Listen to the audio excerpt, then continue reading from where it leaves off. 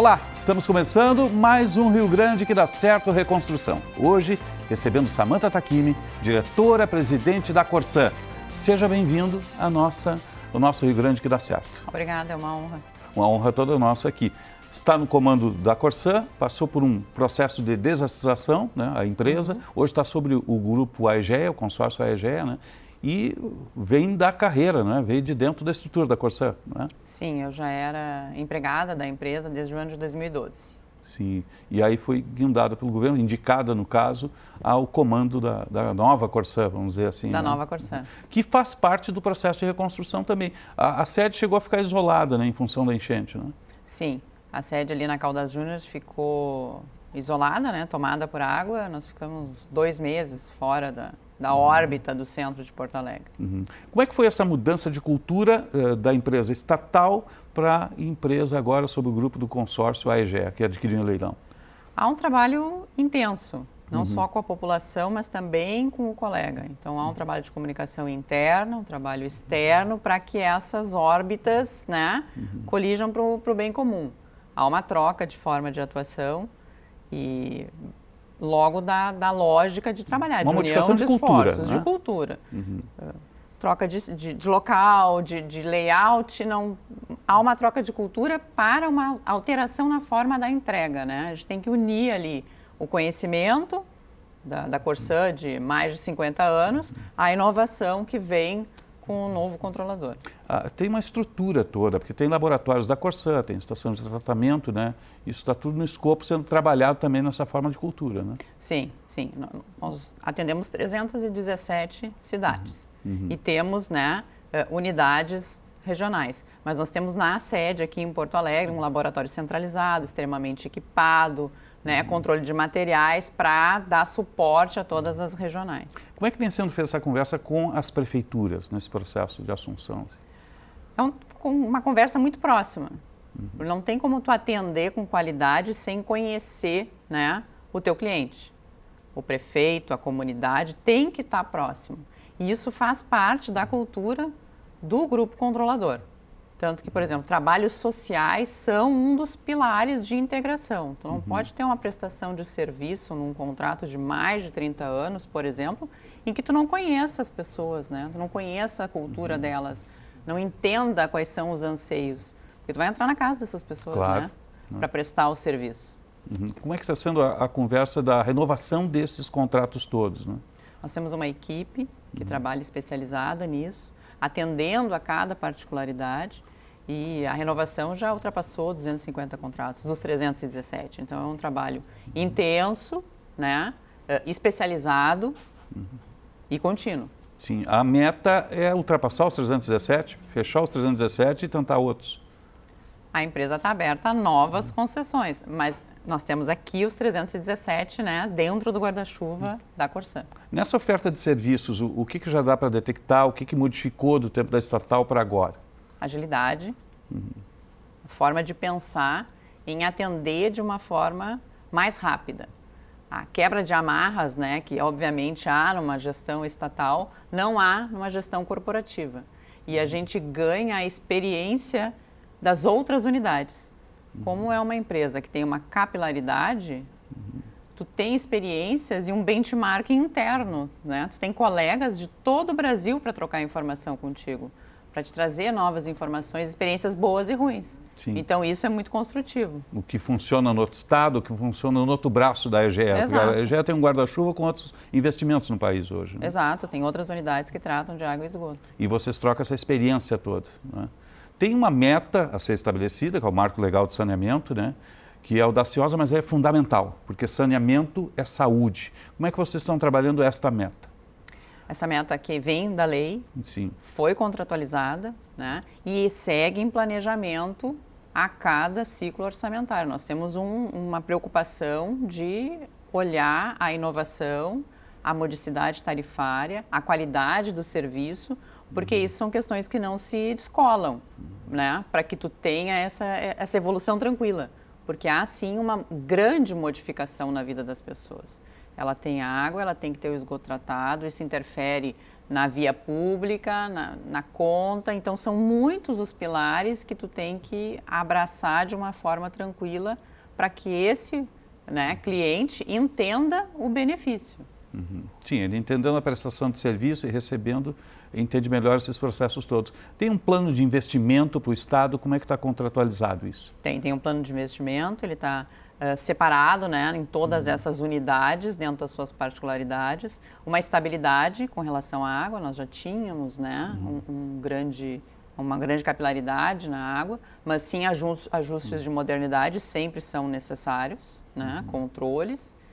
E a expansão da rede de esgoto, que era o grande déficit, né, e que motiva essa virada de chave da estatal para privada. Sim, porque o Estado não tinha recursos suficientes para investir para atingir a meta do marco de saneamento, né? E aí entra o Grupo AEGEA, abate em leilão, e vai fazer esses investimentos todos. Qual é a prioridade hoje no Estado do Rio Grande do Sul?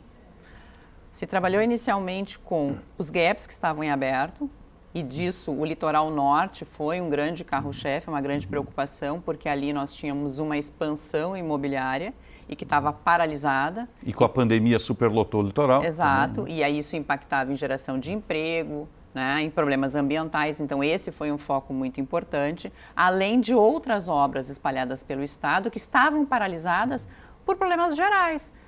Parou de investir, alguém quebrou, não estava prestando serviço bem, tu tinha que refazer a licitação. Então, primeiro tu faz um grande ajeitamento, todo um ajuste de peças da casa, para então começar a expandir. Ainda tem obras paradas hoje a serem não. reeditadas? Né? Esse mapeamento foi feito, o que se tem é uma preocupação de que as obras atendam as novas propostas climáticas. Vamos dizer propostas climáticas, porque há necessidade de uma resiliência com relação a tudo isso. Pois é, nós passamos pela maior tragédia climática que já se abateu no estado do Rio Grande do Sul, seguramente a maior do país também. De que forma isso modifica os planos, de que forma a resiliência é encaixada nesses planos da AEGEA Corsã? Havia uma percepção de controle, mas a partir do momento em que a gente tem um sucessivo, né, uma linha de tempo sucessiva de ações climáticas, a gente vem em setembro de 23 com o Vale do Taquari, depois vem aquele vendaval em janeiro aqui que pega a região metropolitana, com características diferentes, né, mas em maio, que tu tem tudo ao mesmo tempo, inclusive esse escoamento dessas águas, né, vindo para a região metropolitana, tu tem toda uma questão de engenharia que tem que ser vista, não basta tu saber que vem o evento, tu tem que estar preparado, né? E isso fisicamente tem que ser visto na obra. Será que aquela captação deve estar naquele local? Será que essa é a melhor forma de prestar o serviço? O que tu precisa para gerenciar? Tu tem que virar, tu tem que ter rede reserva, tu vai abastecer uma cidade pela outra, tu tem que ter uma visão de emergência, que tu pode chegar num momento que tu não tem. Então, esse é um trabalho que foi feito, ele vinha sendo revisitado para fins de qualidade, mas aí ele virou um carro-chefe e foi concluído para que se entenda como deve ser a prestação de serviço nesse ambiente diferente, né, que o Estado do Rio Grande do Sul se apresenta agora. Sim. O orçamento para o próximo ano de investimento já está fechado.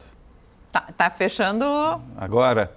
Essa semana. Está fechando agora. Não, e eu digo porque sempre entra verão, sai verão, sempre há problema em algumas regiões do estado, justamente de fornecimento de água. Seja o litoral porque superlotou, seja a região metropolitana.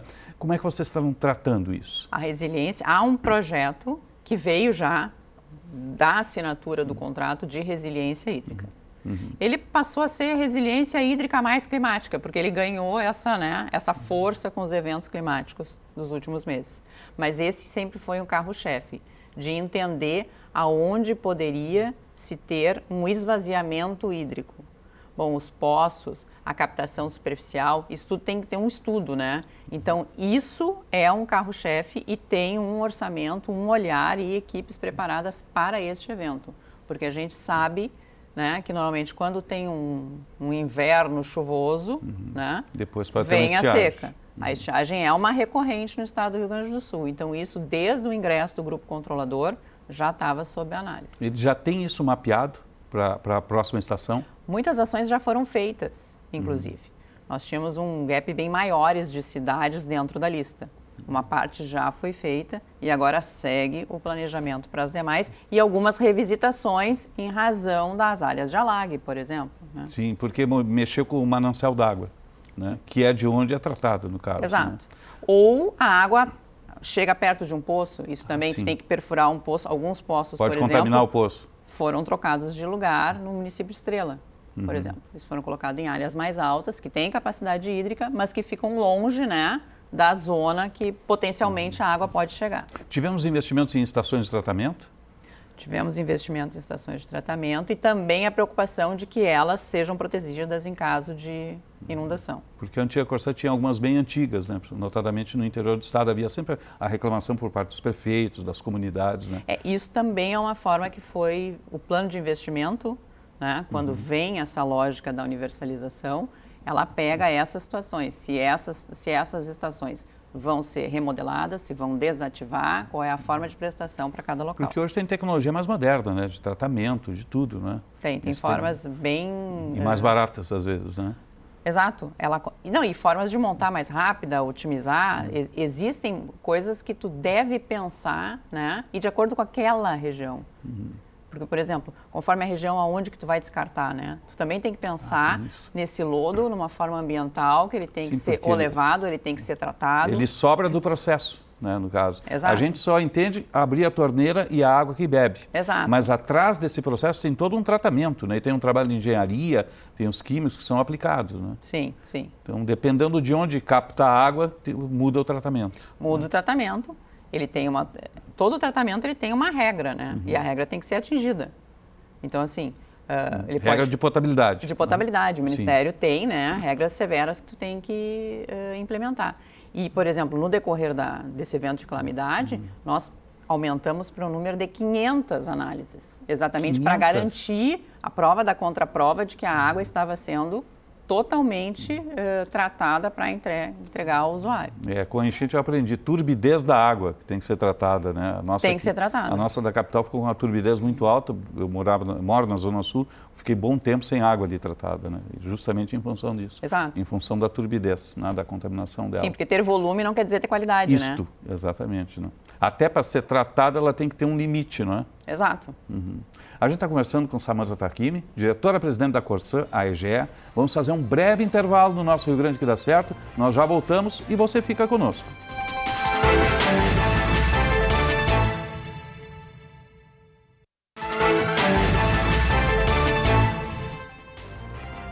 Estamos retornando com o Rio Grande que dá certo Reconstrução. Hoje recebendo Samanta Takimi, diretora-presidente da Corsã, a EGEA. Bom, vamos falar um pouquinho de esgoto, tratamento, saúde, né? Como é que está esse planejamento para o estado do Rio Grande do Sul para chegar lá adiante, daqui a 2 décadas, eu acho que é isso, né? Se ter a universalidade do esgoto tratado no Rio Grande do Sul. O trabalho do esgoto é um trabalho de grande, né? E difícil, porque cano enterrado as pessoas não valorizam. Exato. Vezes, né? Tu vai alterar a logística das pessoas, as cidades já estão formadas. Normalmente a água já está sendo prestada, né? Como a gente comentou antes, a água já tinha uma grande capilaridade no estado do Rio Grande do Sul, mas o esgoto vai interferir, tu vai fazer uma obra, tu tem que controlar junto com a via pluvial, a questão da água, então tudo isso então há um planejamento, há um escalonamento, né, entre as cidades, porque não basta a implementação do esgoto. A pessoa tem que fazer a sua conexão da sua casa para a rede de esgoto. Sim, a rede passa na frente, a pessoa tem que conectar. A pessoa tem que se conectar, ela tem que fazer uma obra na sua casa. Depois a via tem que ser fechada. Então, essas etapas exigem não só o capital financeiro, não só a mão de obra, mas o envolvimento da população. Porque isso, a população está ali, ela vai ter uma alteração da sua lógica, da sua fatura. Então, ela tem que ser atendida, ela tem que compreender o que está sendo feito, entender o benefício, questionar, ela tem direito a entender como que se dá, o que altera, o que beneficia ela, né? Para que isso seja algo entendido como saudável, como o é, né? Então, não é uma obra nem rápida, nem fácil. Por isso que é sempre o convite, e começa a obra com um convite à população, ao gestor municipal, para que essa obra seja explicada à população, que os cronogramas de obra sejam ajustados junto à população. Ora, se tu vai fazer uma obra junto a uma escola, tu tem que ter cuidado, há uma passagem de crianças, tu tem que cuidar, por exemplo, a entrada das garagens para que as pessoas tenham acesso às suas casas. E isso tu só consegue com o diálogo, te aproximando da população e casando essas informações para uma obra tranquila. Isso mexe com a vida das pessoas, né? Literalmente. Absolutamente. Só que vai trazer um benefício muito grande depois, né? Não, o retorno de uma obra de esgoto, ele é imediato do ponto de vista visual. Aquela sujeira, ela para de ficar no caminho das pessoas. Que a gente acha que às vezes, não, as crianças, principalmente as comunidades mais carentes, elas têm um impacto visual. A periferia, né? Visual, né? E param de ter contato. A redução do índice, né, de doenças de veiculação hídrica a partir do deslocamento do esgoto para longe das cidades são 4 vezes o custo. Isso gera a manutenção das pessoas no emprego, que param de ficar doentes, garante a ida das crianças à escola, porque elas também param de ficar doentes, e isso tudo é um efeito dominó, né? Então, é muito importante que se veja isso, não só na durabilidade no investimento, mas o efeito indireto que traz à população. Agora, não basta só canalizar, tem que tratar. As estações de tratamento hoje têm uma tecnologia bem mais avançada, né? Sim, elas têm uma tecnologia e, principalmente, elas têm que ser operadas rotineiramente. Não basta simplesmente tu fazer uma instalação. Fez a obra, né, acabou o custo. Não. Ela tem que ser cuidada e tratada e também saber ser usada. Tu não pode ter uma rede pluvial injetando água no esgoto. A estação é feita para tratar esgoto. Sim. E não água. Misturar a rede de chuva com rede Exato. Então também tem que ter esse casamento junto com as prefeituras, junto com as pessoas. Não conectar a sua calha de chuva, né, o pluvial junto ao esgoto. Então é um trabalho realmente a muitas mãos. A Corsã já começou a fazer esse trabalho junto às populações do interior? Sim. Conversando com a população? Há uma programação de obra que casa com uma programação junto ao executivo local e junto com as comunidades. Quando se vai fazer uma obra, antes se vai para conversar. Existem programas que a EGEA tem, né, na sua genética, que trouxe para o estado do Rio Grande do Sul e a gente aplica com uma grande satisfação porque é uma forma de conversar com essas pessoas. Tu vai na comunidade, tu vai explicar os benefícios, tu vai convidá-los aí a uma estação, então, afluentes, portas abertas, né? A ida nas escolas para que se entenda toda essa logística. Isso é importante, as crianças, as escolas participarem desse processo. Exato. Né? Porque isso é educação, né? Passa pelo meio ambiente. Passa pelo meio ambiente. É a questão da resiliência climática toda. Quem é que opera as estações? É os próprios funcionários da EGEA ou é o município? Não, toda a lógica, né, do que é feito é pela Corsã. São os colaboradores da Corsã que operam as estações. Está sendo feito um retreinamento também dos servidores da Corsã?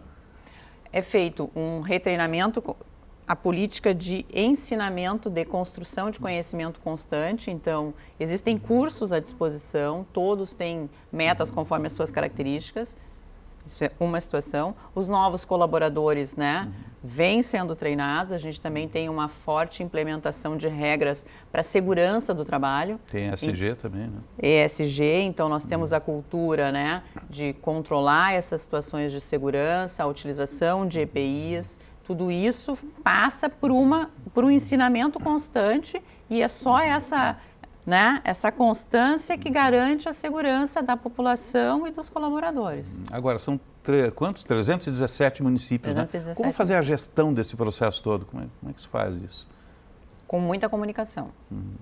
Não existe uma pessoa que vai controlar uma empresa sozinha, né?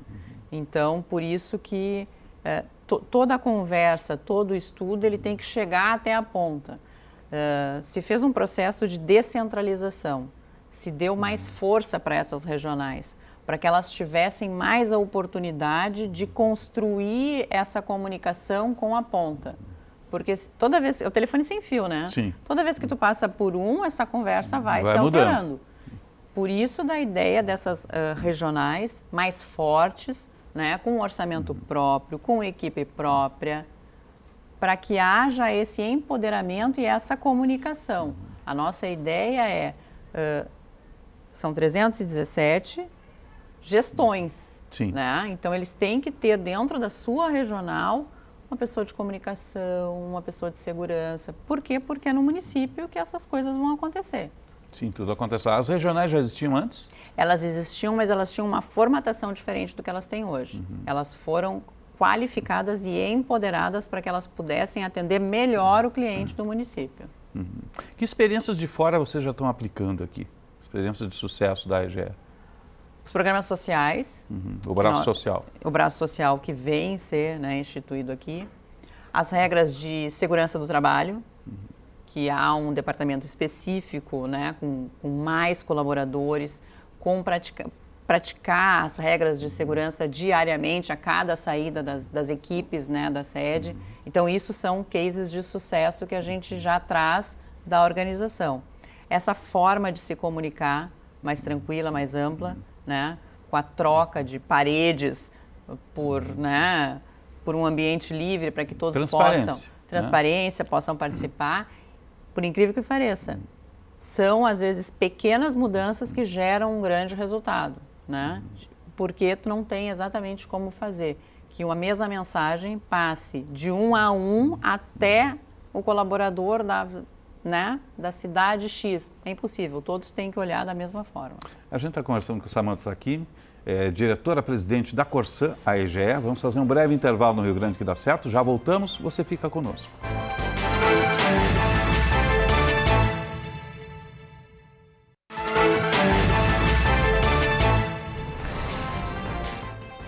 Estamos retornando com o Rio Grande que dá certo Reconstrução, hoje recebendo Samantha Takimi, diretora-presidente da Corsã.